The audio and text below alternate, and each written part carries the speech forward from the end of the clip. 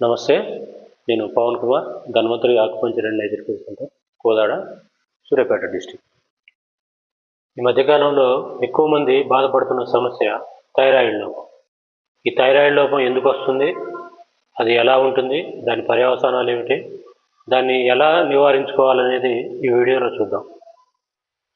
Thyroid లోపం అనేది iodine లోపం వల్ల, హార్మోన్ల అసమతుల్యత వల్ల, ఎక్కువగా టెన్షన్లకి గురి కావటం వల్ల, ఆందోళన చెందటం వల్ల, ఎక్కువ కాలం యాంటీబయాటిక్స్ టాబ్లెట్లు ఎక్కువ కాలం వాడటం వల్ల వస్తుంది.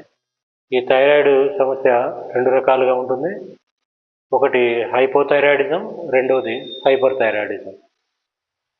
హైపోథైరాయిడిజం సమస్య ఉన్న వాళ్ళకి జీవక్రియ రేటు అంటే బాడీ మెటబాలిజం తక్కువగా ఉండటం వల్ల వాళ్ళు తొందరగా అలసిపోవటం, బరువు పెరగటం, నిద్రలేమి, జుట్టు రాలిపోవటం వంటి సమస్యలతో బాధపడుతూ ఉంటారు.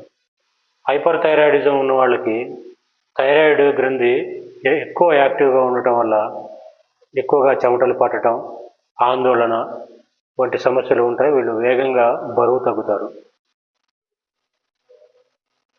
థైరాయిడ్ సమస్య ఉన్న వాళ్ళకి ఆకుపంచర్ ట్రీట్మెంట్ చేయడం ద్వారా చాలా తొందరగా ఎటువంటి సైడ్ ఎఫెక్ట్ లేకుండా ఈ థైరాయిడ్ ప్రాబ్లం నుంచి పూర్తిగా బయటపడవచ్చు.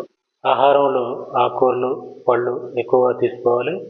వాటితో పాటు టీ, కాఫీలు, ఆల్కహాల్కు దూరంగా ఉంటూ మాంసాహారాన్ని పూర్తిగా మానివేయడం ద్వారా థైరాయిడ్ సమస్య నుంచి సులభంగా బయటపడవచ్చు.